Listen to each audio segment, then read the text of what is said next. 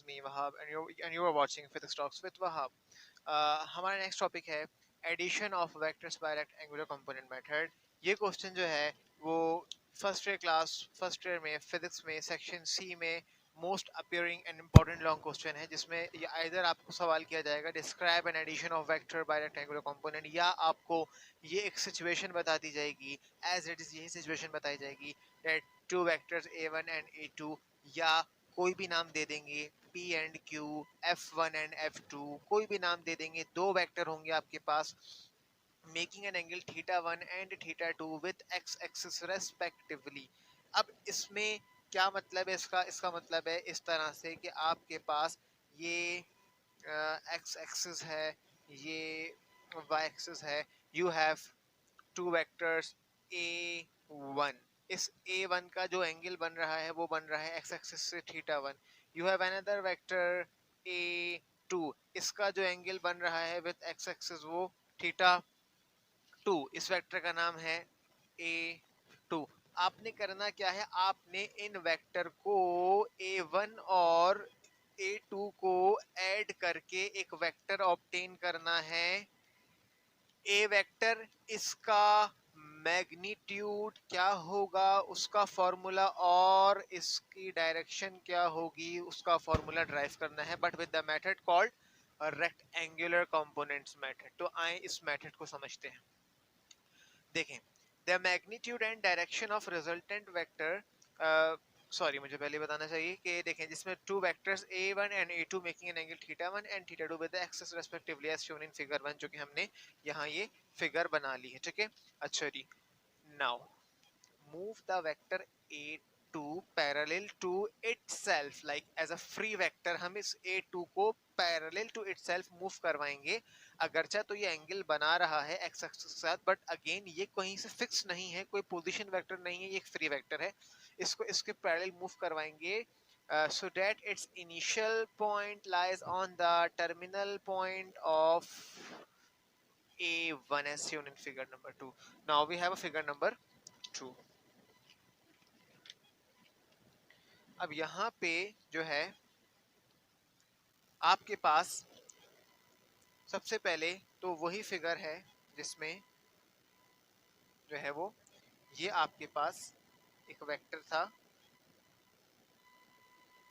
a1 जो कि angle बना रहा था θ1. आपसे कहा गया move the vector a2 parallel to itself. आप एक वेक्टर a2 को मूव करें उसी के पैरेलल और उसको कहाँ रख दें, so that its initial point lies on the terminal point of a1. अभी जो टर्मिनल पॉइंट है, टर्मिनल पॉइंट का मतलब है हेड और इनिशियल पॉइंट का मतलब है टेल.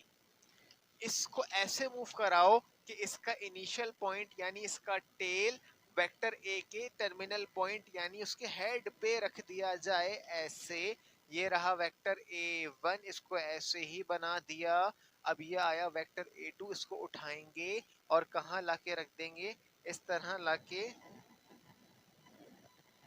ऐसे प्लेस कर देंगे a2 को, and then we will join them like that. इस तरह से इनको ज्वाइन भी कर देंगे.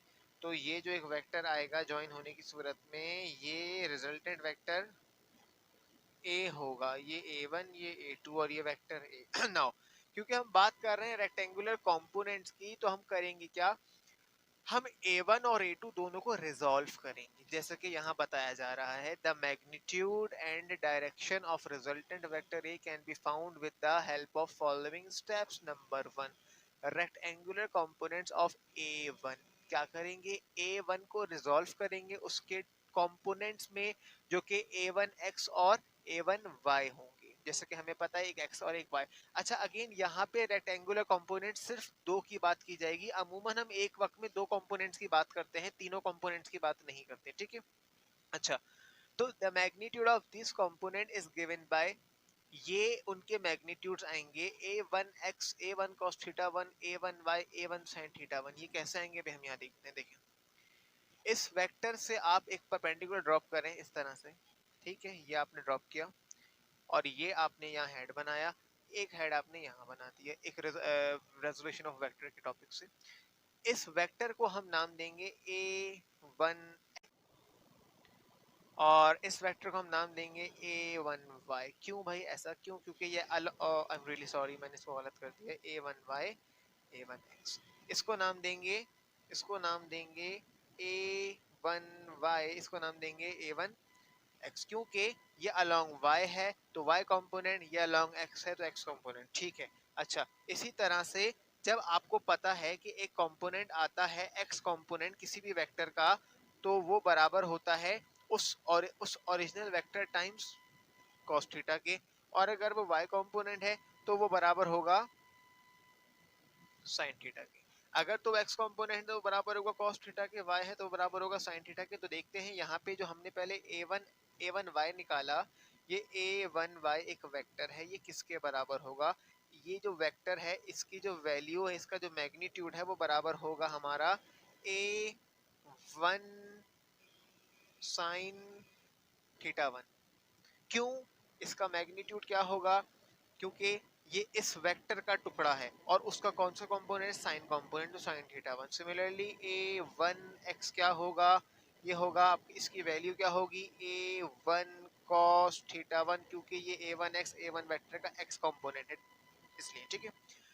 अच्छा जी, तो इसी तरह यहाँ लिखा हुआ है कि जो कंपोनेंट आएंगे जाएंगे a1x और a1y, जो कि ये मैग्नीट्यूड फॉर्म में लिखे हैं। अगर तो आप इनको वेक्टर फॉर्म में लिखेंगे तो इनको ऐसे लिख दिया जाएगा कि ये एक वेक्टर है, ठीक है, और ये वेक्टर बराबर है अपने मैग्नीट्यूड टाइम्स अपने यूनिट वेक्टर के।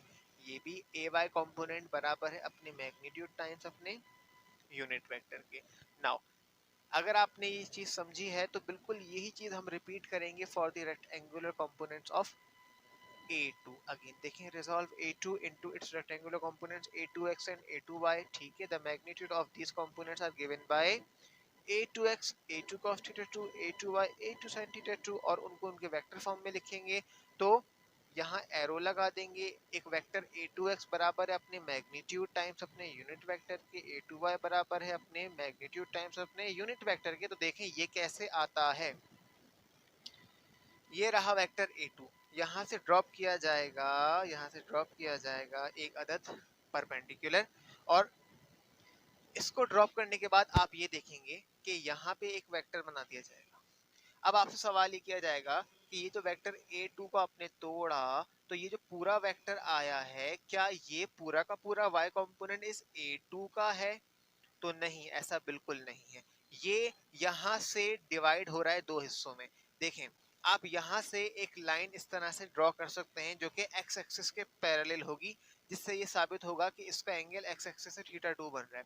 तो इसका मतलब ये होगा कि इस A2 वेक्टर का जो y कंपोनेंट है वो इस ओरिजिन, इस रेफरेंस लाइन से है, like this vector is A2y। और ये जो एक डिवीजन हुआ, यहाँ पे अगर हम एक वेक्टर एरो बनाते हैं तो ये हमें बताएगा कि ये जो वेक्टर है ये इस वेक्टर के बिल्कुल बिल्कुल पैरेलल है। तो अगर ये a1y था तो इसको भी हम कह सकते हैं a1y, क्योंकि इसकी और इसकी डायरेक्शन भी सेम है, लेंथ भी सेम है, ये भी a1y ये भी a1y।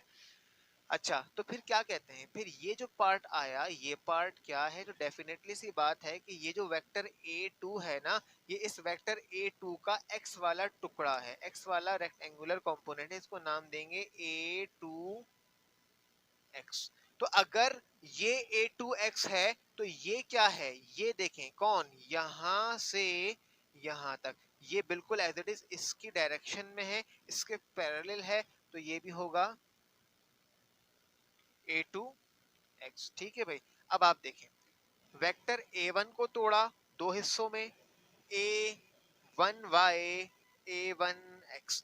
A2 को तोड़ा दो हिस्सों में, A2y A2x। अब अगर आप देखें कि A1 और A2 से मिलके ये जो वेक्टर A बन रहा था, अगर आप इस वेक्टर को देखें तो ये हिस्सा पूरा इसका y कंपोनेंट है और ये हिस्सा पूरा इसका x कंपोनेंट है। अगर मैं आपसे कहूं कि x कंपोनेंट किसके बराबर है, तो आप झट से बताएंगे कि x कंपोनेंट बराबर है इन दोनों वेक्टर्स को जमा कर दो, a1x plus a2x, a1x plus a2x। इसी तरह मैं आपसे पूछूं कि बताओ ये ए वाई किसके बराबर है, तो आप झट से बोलेंगे ए वन वाई में प्लस कर दो ए टू वाई, क्योंकि ये एक ही डायरेक्शन में है।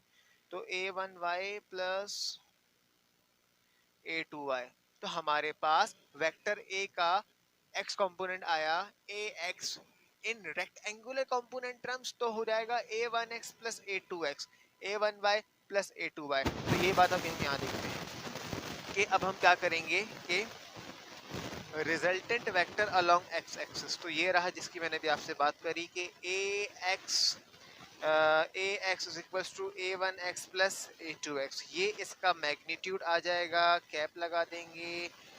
फिर आप चाहे तो ऐसे ही दोबारा लिख सकते हैं, इनमें से कॉमन निकाल देंगे, ठीक है।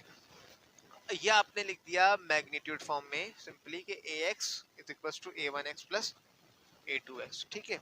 अच्छा, तो अब जो है वो अगर आप कहीं ए एक्स इस्तेमाल करेंगे तो ए एक्स बराबर होगा a one x plus a two x के।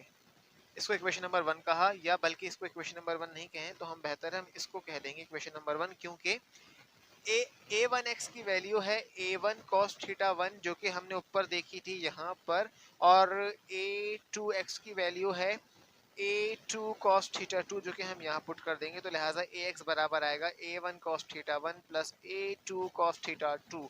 Similarly resultant vector along y axis a one y plus a two y in term of unit vector, तो ये हो जाएगा a y j cap a one y j cap a one a two y j cap. अच्छा, y के अलोंग a one y add हो रहा है और ए टू वाई ऐड हो रहा है, बिल्कुल इस तरह से जिस तरह मैंने आपको यहाँ पे बताया, ठीक है। अच्छा जी, इसके बाद क्या होगा कि जे वहां से कॉमन लिया तो बस इस तरह शो करा दिया। फिर सिमिलरली हमने क्या करा, इसको मैग्नीट्यूड फॉर्म में लिखा, तो ए वाई को फाइंड करना चाहेंगे तो a one y plus a two y, a one y की लंबाई में ए टू वाई की लंबाई जोड़ देंगे तो आपको ए वाई की लंबाई मिल जाएगी, ठीक है। और ए वन वाई कैसे मिलेगा, ए one sine theta one, a one Y a one sine theta one, ए और ए टू वाई, ठीक है। ए one Y a one sine theta one, अगर आप इस ए टू वाई की बात करें तो ये क्या होगा a two sine theta two, क्योंकि एंगल थीटा टू बना रहा है। तो a one sine theta one plus a two y क्या होगा a two sine theta two. Now अब हम बात करते हैं रिजल्टेंट वेक्टर के मैग्नीट्यूड की, तो उसके लिए करना ये है कि आपने इस तरह से यहाँ पे एक अदद रूट भी प्लेस करना है, रूट में लाइक दैट, कि जो वेक्टर ए हमें मिलेगा वो असल में तो यूं मिला है a x plus A Y, लेकिन अगर आप उसका मैग्नीट्यूड निकालने बैठेंगे तो वो आपको ऐसे मिलेगा कि a x square plus A Y square. तो ये आ गया उसका फॉर्मूला ए एक्स स्क्वायर प्लस ए वाई स्क्वायर। फिर आप अगेन इसको रूट में ही रख के चलेंगे, और जहाँ पे ए एक्स है वहाँ उसकी value a one cos theta one plus a two cos theta two का whole square plus a one sine theta one plus a two sine theta two का whole square. This is our formula for magnitude. And what is the formula for direction? तो आपको याद होना चाहिए कि जब आपके पास एक राइट ट्रायंगल बनता है like x component y component and then resultant component, इसके कॉरेस्पॉन्डिंग कॉस होता है, y के कॉरेस्पॉन्डिंग साइन होता है, और इनका रेशो ले लिया जाए तो इसके कॉरेस्पॉन्डिंग होता है टेन थीटा। तो इसका मतलब है रिजल्टेंट वेक्टर की डायरेक्शन हमेशा हमेशा आपको टेन थीटा बताता है, तो जिसके लिए theta equals to tan inverse y component divided by x component, इसको आप याद रखेंगे। तो यहाँ पे फॉर्मूला इस्तेमाल होगा थीटा इक्वल्स टू टेंजेंट। अच्छा, मैं यहाँ पे थीटा को थीटा प्राइम कर रहा हूँ, या आप चाहें तो इसको अल्फा कर सकते हैं, क्योंकि एक थीटा वन थीटा टू हम पहले यूज कर चुके, तो हमने सिंबल को थोड़ा चेंज कर दिया। आप चाहें तो इसको थीटा प्राइम या अल्फा कह सकते हैं। Now inverse y over x, अब y कंपोनेंट कौन है ए वाई, x कंपोनेंट कौन है ए एक्स। तो ए वाई कंपोनेंट की वैल्यू क्या थी a one sine theta one, a one a two sine theta two, और ए एक्स की वैल्यू क्या थी a one cos theta one, a two cos theta two. This is what our formula for the direction of a vector, which is obtained as a result of addition of a1 and a2 by rectangular component method. That's it. Thank you so much. Allah Hafiz.